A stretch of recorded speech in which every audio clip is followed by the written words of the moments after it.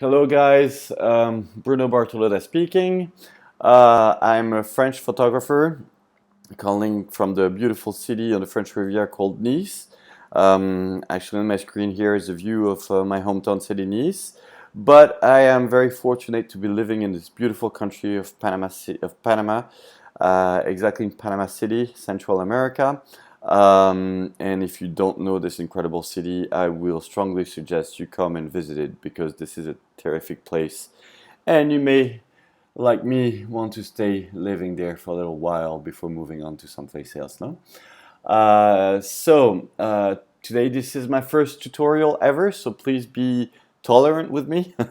Also, I'm French, so sometimes my English may be a little approximate, so I do apologize for that in advance.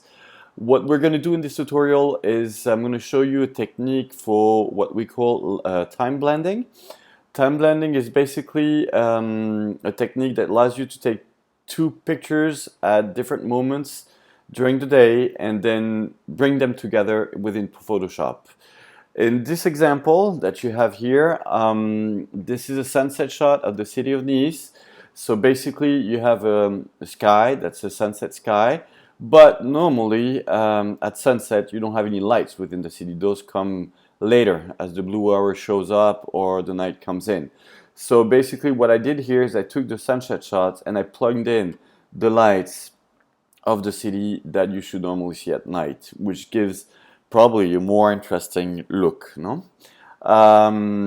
So it's an easy process, actually. It's not that difficult, even though it may sound a little bit complicated. It doesn't require a lot of technical knowledge, and I do have been trained in photography by an empirical way, and I'm the kind of guy that thinks that the more you try, then the techniques comes along. So basically, let's start jumping into shots. So what we're going to do is that we're going to take this shot, which is the raw just right out of the camera, and we're going to, within this shot that we're going to edit within the Lightroom, then we're going to plug in the the lights from this picture, which is a blue hour shot that was probably taken something like um, 30 minutes later, basically. Both shots have been taken on a tripod, so basically just a few words on how to shoot this kind of stuff, no? What you really need to be careful is once you have your composition, not to move, not to zoom in or out, because otherwise your pictures are going to be a bit different and there's no way you're going to be able to blend the lights perfectly within the first shot. So if you look at this picture, this was taken at 28 millimeters and this one also at 28 millimeters. So I didn't change a single thing. I just waited the right time. I just waited for the lights to appear and then I took the second shot. So you could notice here I have three versions of it because I do bracket my shots all the time. I'm to photography with HDR, so I kind of use to take a normal exposure, a -2 exposure, and a +2 exposure. I never know whether I'm going to use just one or the whole file or where I'm going to edit, so I usually do it. In this case, you could probably just get away with just the normal exposure, but usually if you want to do some more digital blending here in the underexposed, you have a nicer sky, and here in the overexposed you have all the details within the city. So basically my workflow starts with selecting and doing into Lightroom an HDR 32-bit image. It's not necessary, it's something that I do. I usually process a lot my pictures, and sometimes when you pitch the pictures, just one exposure, you may get some artifacts or some noise, and usually just blending the three exposure and getting all the information within the same image in 32-bit image usually allows you a lot more trick without creating any post-processing problems. To do so, I select my three images, I right click, I go to photo merge and HDR. So here you have preview that's going to appear. There's very little options in the Lightroom process of HDR. And as you're going to see, the result will not differ at that point a lot from the original exposure. So here it is. I didn't do any degauss because I don't have any moving elements within the scene. I would use it if I have, for example, some light streaks from a car or something like that, and maybe using the overexposed, since it's a longer exposure, you may have some nicer streaks here. So when you try doing a low, medium, or high, you can have some good surprises here, but you don't have much control within Lightroom. The idea is really to get a single raw file with all the information from the dark to the upper very light areas. So I'm going to click on merge here. So right now Lightroom is creating the HDR file, and as you're going to see, there's not much going to be much difference here. So here it is. So if you look at here, you can see this is a DNG file. DNG is Adobe RAW format. So basically what does this mean is that from that merge, it creates another RAW file.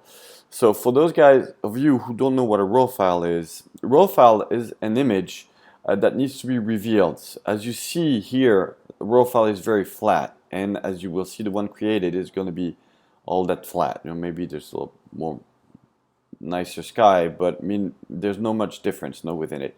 It's quite of a flat image. So those images need to be revealed.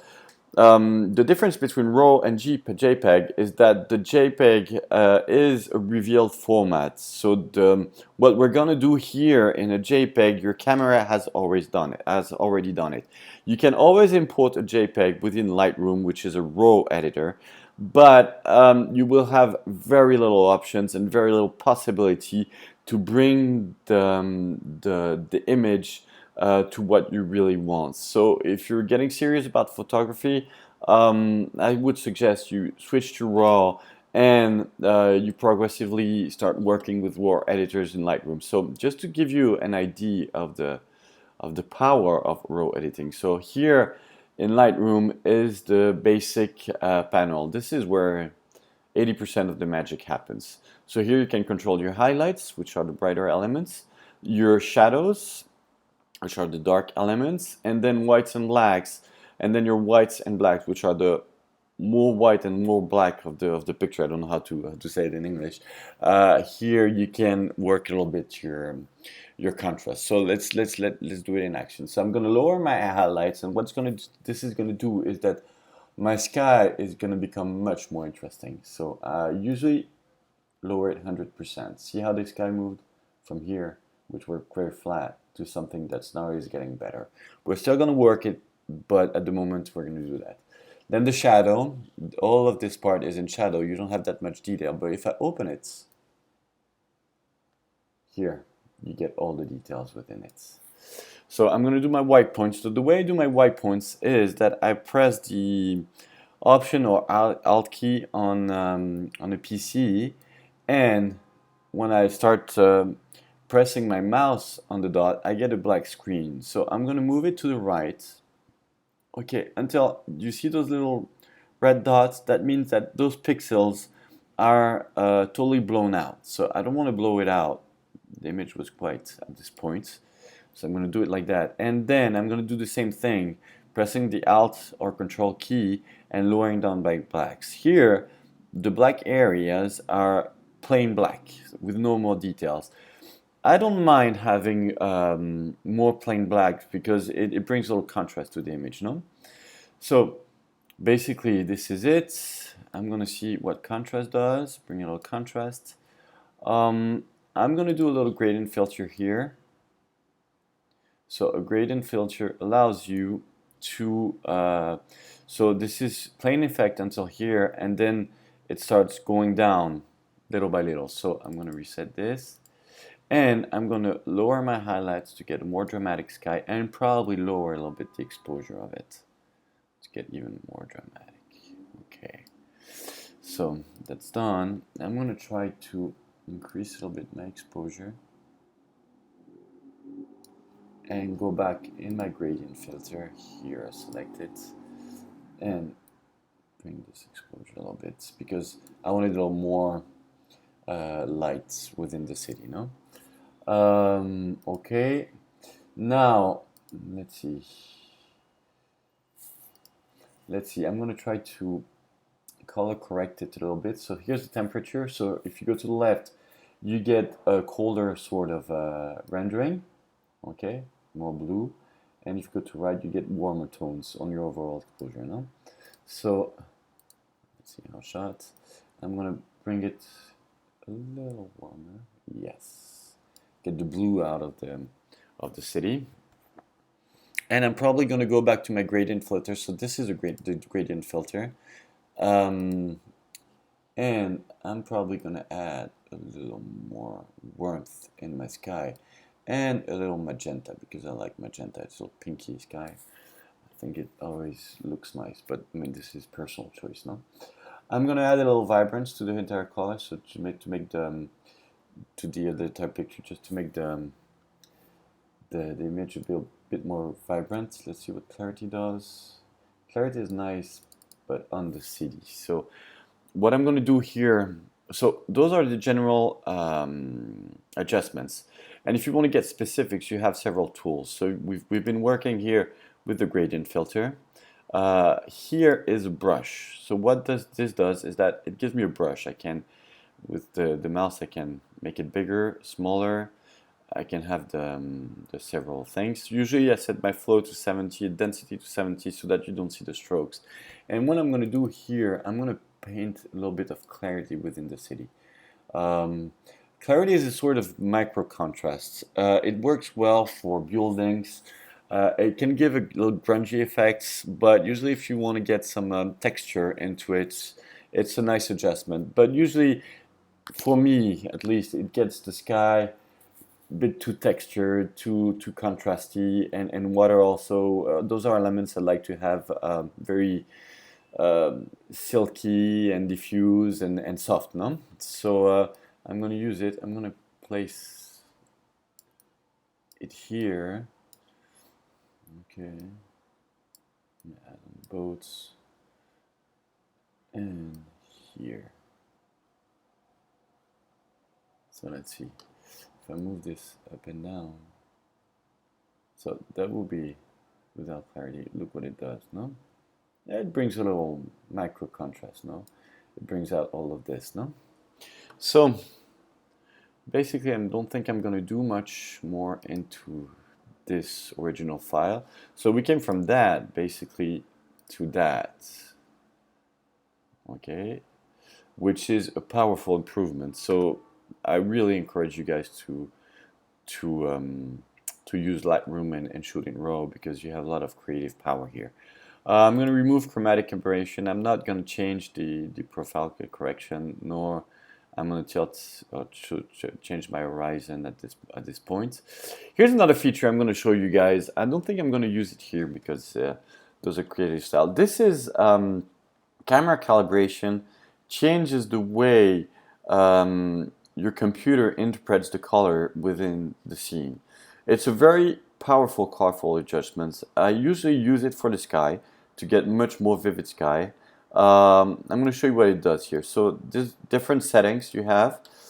This will change depending on the sort of camera you shoot with. So I shoot with Sony. This is what I have available. So usually I go to camera landscapes, and this is going to give me, wow, very vivid. This is like too much. Much more warmer tones, as you can see it.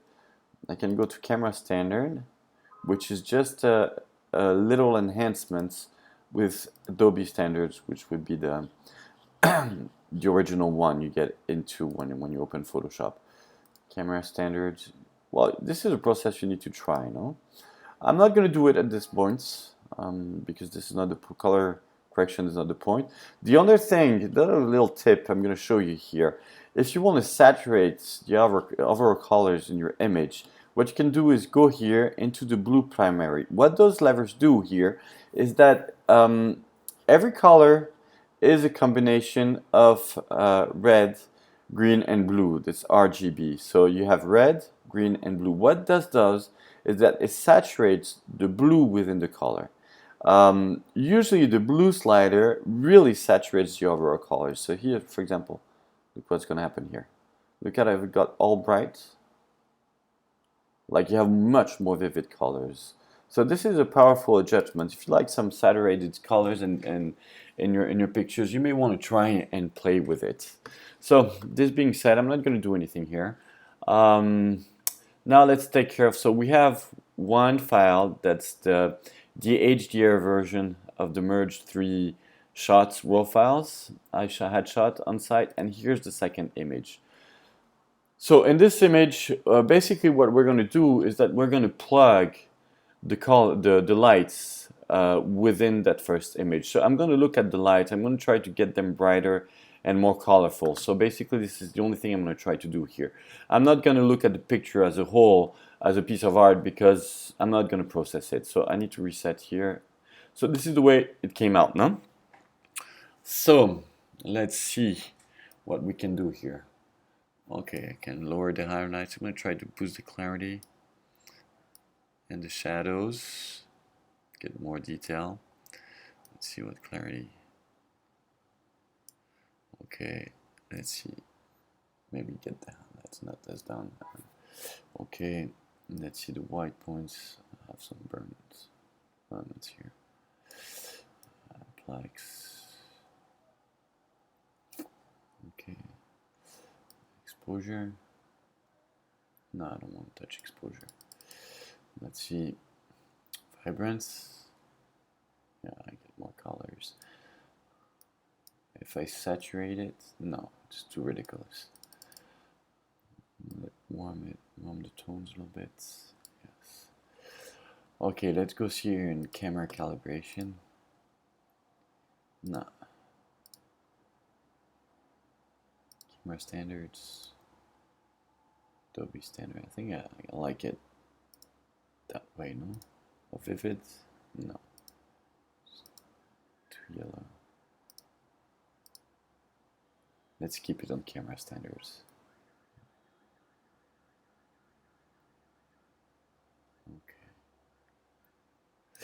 Okay, so I guess we have a nice selection of we can see the lights pretty well. Let me remove chromatic aberration. I'm sorry, I don't speak much, I'm not very used to it. So basically the idea was to get the lights a lot better. It was like that, it was pretty dark, so the idea was to get much more light into the image and into the city, you know? So from this, we're done with the raw editor, so we're going to take it to Photoshop, because in Photoshop is where it happens, where you can really take the lights from this image and plug it into the other ones. So it sounds complicated, but even if you're a beginner, it's going to be very easy, okay? It's not very difficult to do. So here I select my 2 images. So I select the one we just worked from the sunset and the one we just worked from the blue hour shot, okay? So I right click here, edit in, and I'm gonna select open as layers into Photoshop. What is gonna happen right now, once I click that, is that it's gonna open Photoshop, and it's gonna put me into one image with 2 layers. As you're gonna see, I'm gonna have the blue hour shot in one layer, and I'm gonna have the sunset shot into another layer. So right now Photoshop is opening, it's starting, yeah, here. So what we have here is the blue hour shot. Here you can see in that layer, and underneath it I have my blue hour shot with the colors, with the lights. So the first thing I'm going to do is to put the blue hour shot on top of the sunset shot, okay? So as you can see, they don't seem to be pretty much aligned here. So the first step is to align both images. So I'm going to select both of them, and I'm going to go in Edit and Auto Align Layers. I'm going to select Auto here. I'm going to let Photoshop do its magic. Okay, so now both of them are aligned. Well, since one is light, is night, it does look different, but they're not. They're perfectly aligned. Sometimes you may have problem with the process. For usually, if your blue hour shot is too dark, Photoshop is going to have some problem identifying that they're the same picture and the same composition. So if this happens, what you want to do is go on here. It's the adjustments layers. You select here and select curves. You can also do it from here. Okay, you select it. So basically, you have an adjustment layer that just added here. What you do is, once you're in the adjustments, okay, properties, here you have that little box here. That means that you want to link this layer to affect only that layer that's right below it. So basically what I did here is that this adjustment layer will affect only this image, not the entire composition. So, and what you want to do is you want to brighten it, okay, so that Photoshop sees the more detail within the photo, and then you go back, you select the two layers, and you redo your auto align layers, and usually it works. What you do afterward is that you take it, put it into the garbage, and then back to normal. So, kind of think this is a little bit too yellowish for a blue hour shot. Let me review a little bit the color of it. So I'm going to go into camera raw, which is actually the same filter as the raw editor that as Lightroom, and I'm going to put some more blue into it. Okay. This was a bit too warm for a blue hour shot. So basically, we have our two layers that are aligned here. So what we want to do right now is we're gonna blend the two together. For that, you have what the Photoshop calls a blend mode. Blend modes, so you have different options, okay? So I'm gonna use lighten, basically. Lighten is a blend mode that takes from that layer all the elements that are brighter than the one beneath it, and they take those elements and only those elements, and they plug it, and for the rest elements, it's going to take it, the darker elements, it's going to take it directly from this image. So I'm going to put it to lighten, and as you can see, within, it kept all the lights, but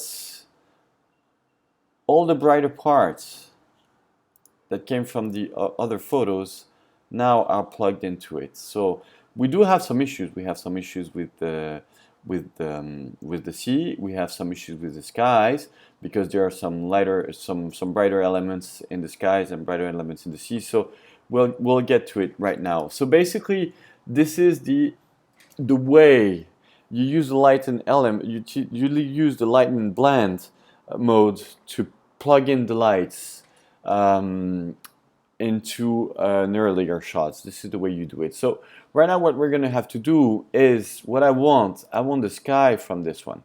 So the way I'm going to do it, so I'm going to focus on the sky right now. I'm going to create a layer mask. So for those of you who are not accustomed to Photoshop, a layer mask is basically a mask where I'm going to paint black or white or gray onto it. Everything that is plain black is going to block me the elements from this image.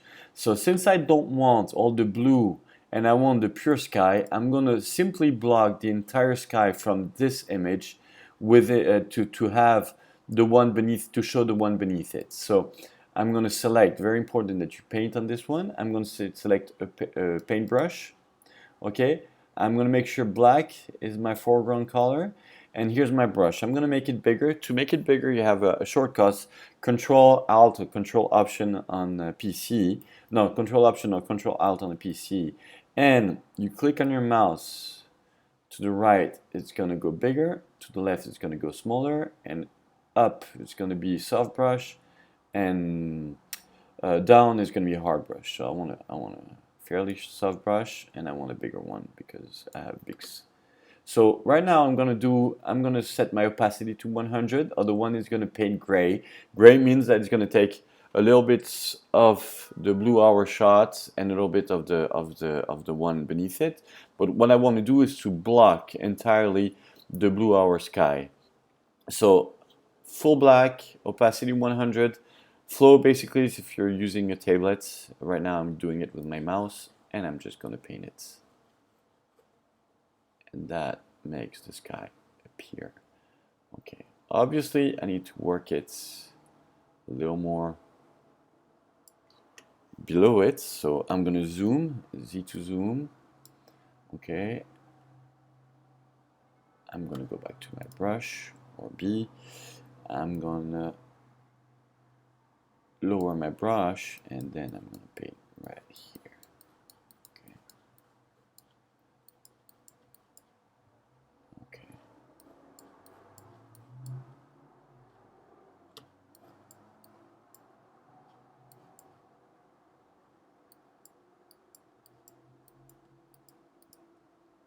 Okay. Okay, so now what I have is whatever happens. See, right now I blocked all the blue color from the sky. I just took the sky from my image beneath it, no? So now we need to take care of the sea, okay? So, okay. So same thing, okay? I'm gonna use my brush, make it a little bigger, and simply paint black on my layer mask. So you can see here, this is my layer mask, I'm painting on it. It really needs to be selected. If I press Alt or Option, you can see my layer mask. Okay, so see here I have problematic elements. Okay, I need to zoom in a little bit. I have some blue here. B for brush, Control Option, Control Alt to make it smaller. Okay. Okay. I don't want to affect the lights, too much of the lights that are going on here. So here's going to be problematic elements because you have some reflections. So let's take care of that a little later. Let's start brushing along it. Okay, so I have problems here, here, and here. Let me problems also along there. Okay, so let's see how we can solve those little problems. So I'm going to zoom in a little more, try to brush around it. I do have some noise in this picture, so I'm going to take care of that a little later. Okay, because here you have the blue tones of the blue hour shots, and it's a sunset picture, so you want light to be very warm. You don't want to have blue elements. Okay.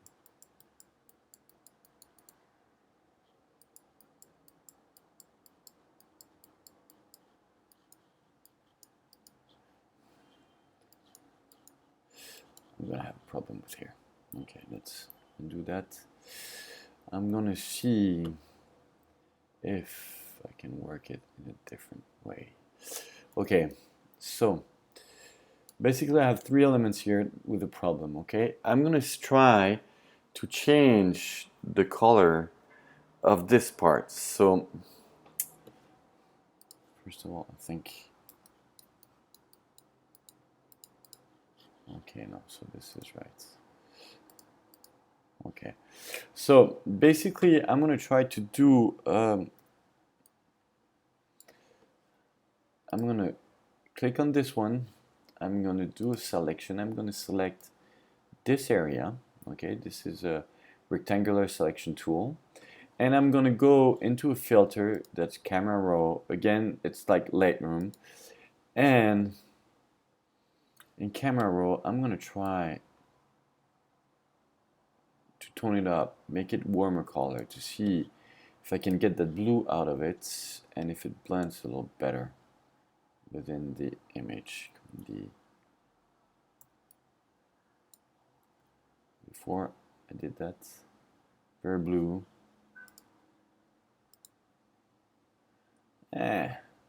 Not very happy. Okay, I think I had.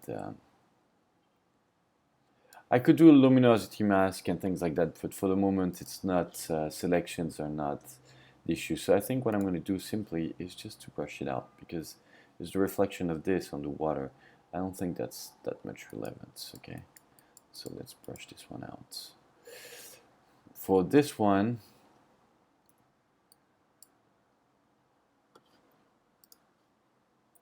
I'm going to do this rectangular marquee. I'm going to see, going my camera around and doing just a little bit. Yeah, this one solves the tricks. Command D to deselect. Yeah. Okay, here it's a little more blue. I cannot brush, so I'm going to try to bring up more, do the same thing. I'm going to warm the overall color of this area, no? So let's see if I can do it. Again, camera raw, filter, my temperature a little warmer. Yeah. So now it's not blocking. So basically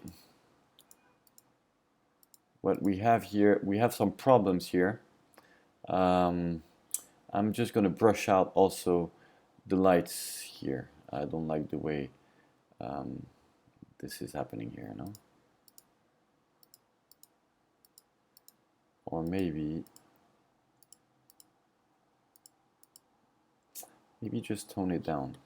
I'm going to do curves adjustments just to tone this down. So here I go into that little round place. Those are adjustment layers. So you can adjust your colors, you can adjust your brightness. So what I'm going to do is try to adjust the brightness lower and see if I can find a blend that's better, because here actually you had probably a car coming through, and since the road was on the upper side, so it just brightened the entire place here. So I'm gonna see how I can adjust that. Let's do curves adjustments. So I'm gonna apply it, properties, I'm gonna apply it just to the one below it. Okay, I'm gonna darken it. Okay, so I'm looking at this part right now, not the entire image. Right now it's affecting the entire image, but we're gonna mask it and just apply it to this part. So a little lower. Okay, so basically, okay. So this is the mask for this adjustments. I'm gonna press Command I because right now it's all white, so it applies to the entire image. So I'm gonna press Command I, okay, and it's all black, so it disappeared. So right now on this mask, I'm gonna paint white everywhere I want the effect to take place. So I'm gonna paint white right on this area. So X, I'm gonna press Brush and 100% opacity.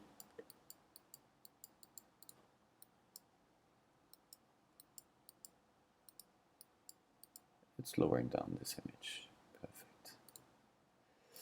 Okay. So now that's without the adjustments, with the adjustments. So I need to smoother that transition here also. So I'm going to go back into my original layer mask, okay? And I'm gonna lower my opacity to 50%.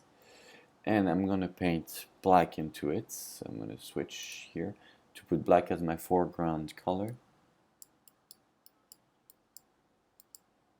See how it's smoothened? So I don't have that harsh line.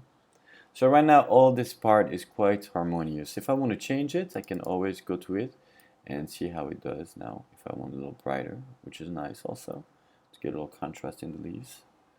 Okay, and my blend is almost done. Let's try a couple of things just to adjust. Maybe I'm going to try to increase a bit the light, no? Just to try to see how it happens if we make it low. So I'm going to do a curves adjustment layer again. Again, I'm going to apply it just to the one below it, which is already the case because I have that little arrow here. And I'm going to increase it, so this is going to increase the light.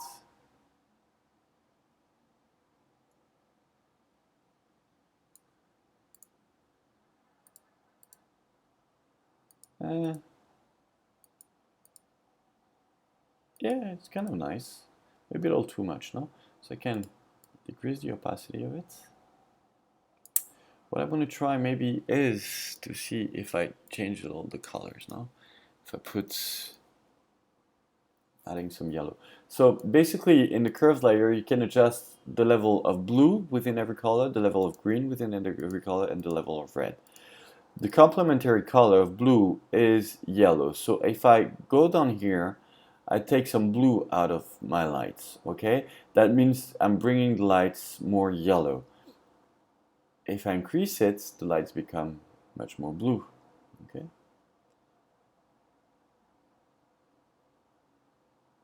So let's put it a little more yellow. Okay, didn't change much. Let's put some red. Let's see if I put some red into it. Here I add some reds.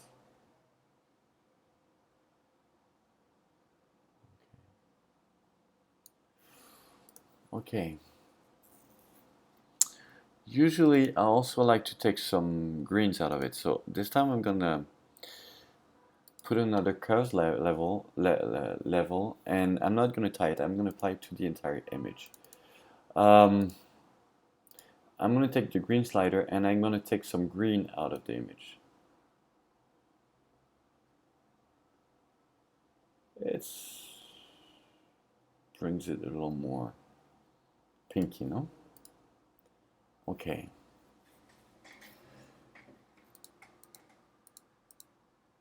Okay. I'm not sure I really like what it did to the. I'm not sure I really like what it did to the sea, no?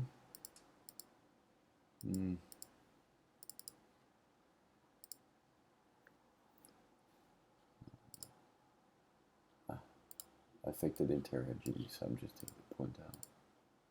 Okay. Select this. Move with my keyboard. So that will be more green. I'm just gonna slightly take it out. So taking off the green is bringing in more pinks within the picture.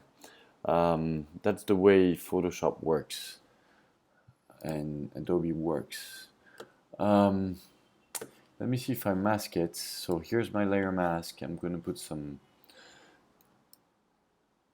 dark, opacity 50.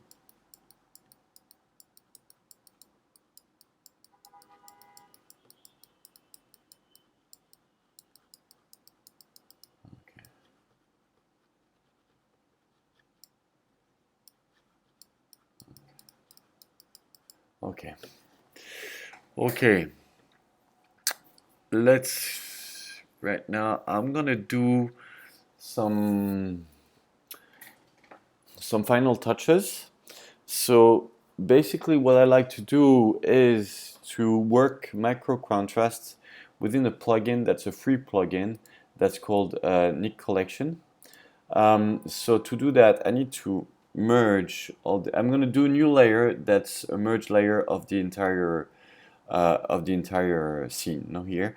So I'm going to do Shift, Alt or Option, Command and E together, and I'm going to get a layer here that's independent, and that's the merge of all of this, and I still benefit from all the below elements, no? So here I go to Filter, Nick Collection, and I go to Color Effects Pro 4.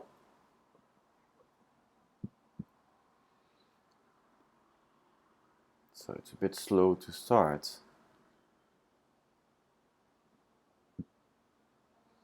Okay. So here's the pro contrast.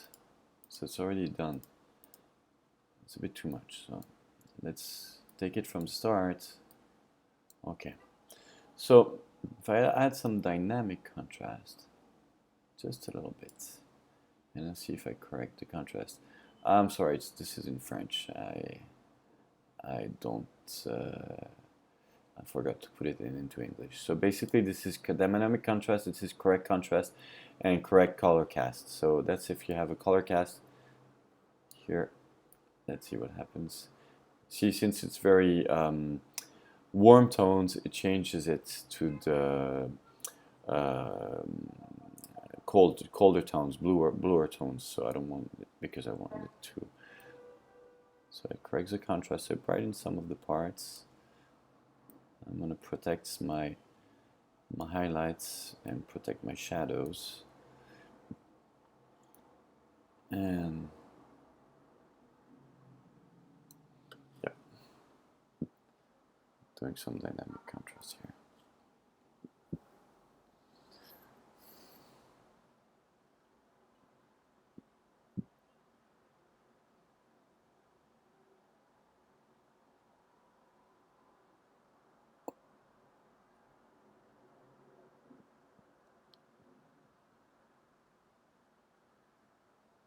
Okay, so this is a bit slow, I'm sorry.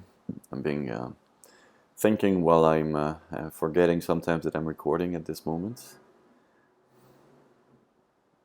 So this is a bit slow. Yeah, so now you have more brighter, a little brighter image. Sort of sticks it together. I like what it did here. Put some lights into this area. Okay, so the last step I like to do is to sharpen my image. So for that, I'm going to duplicate it. So I'm taking my my upper layer. I'm bringing it to that little thing that looks like a page, which is a copy, and it copies it. The other way to do it is to do Command and J. Okay, but so here I'm going to do what we call a high pass filter. So I'm going to go to Filter, Other, High Pass. So this is basically what it's doing here is that it's marking all the little details, no? You can increase the radius and it's going to appear all the details better. This is going to be way too sharp. I have a 36 megapixel camera, so usually I find 3 pixels is good for sharpening, no? So what you want to do is to adapt that 3 pixel radius to the overall megapixel of your image. If you have a 16 megapixel, maybe you want to go for one pixel radius, you know. So this is a fine tuning you need to find, you know. But I find for the Sony A7R and the 36 megapixel pictures, the radius of 3 is perfectly. So basically I'm going to do that. So this is the gray with all the white elements. So I want the gray to go away and to keep all the borders, because this will all of this little water elements will pop up all the details within my picture. So to do that, I use a blending mode that's called overlay, and all the gray has disappeared. So I don't know if you can see it. So if I zoom in, okay. So if I take it off and take it on, see how all the details pop in? Actually, I'm realizing I have too much of digital noise here. So what I'm going to do is, we're going to do that afterwards. So what I'm going to do right now is denoise the image. I'm going to go, I have a plugin from ImageNomic that's called Noiseware. Okay, so here it is. So here. I have my basic settings for it.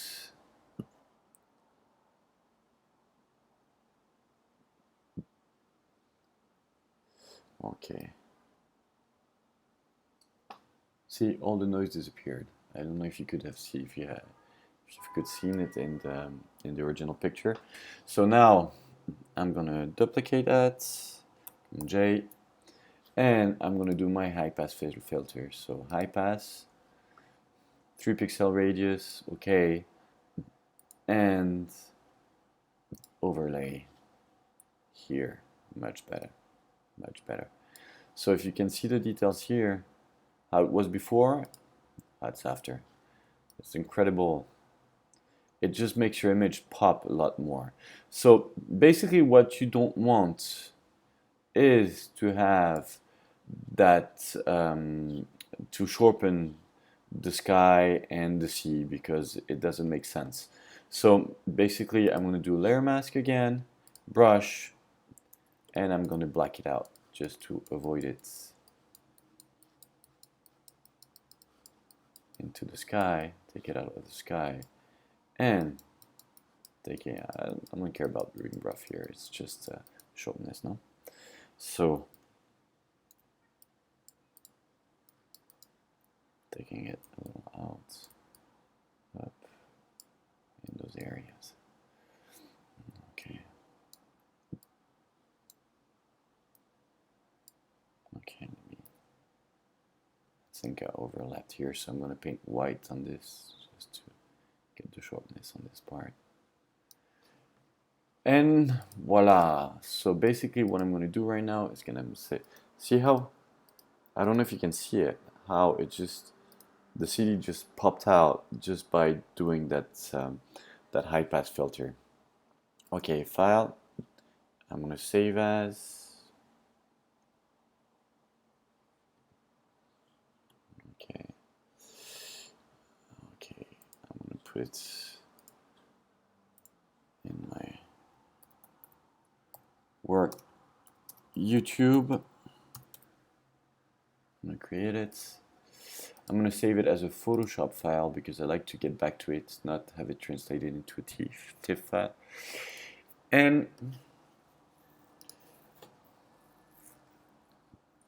saving it. Right now, if I go back to Lightroom, once the save process is done,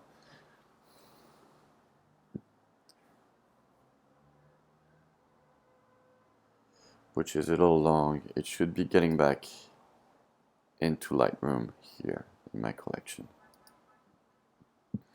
The reason why this happened is because when I imported them, I right-clicked it and asked them to open as layer in Photoshop. So basically, when I save my image and close it, then it reappears in Lightroom in my in the library, in the directory where the original files come from.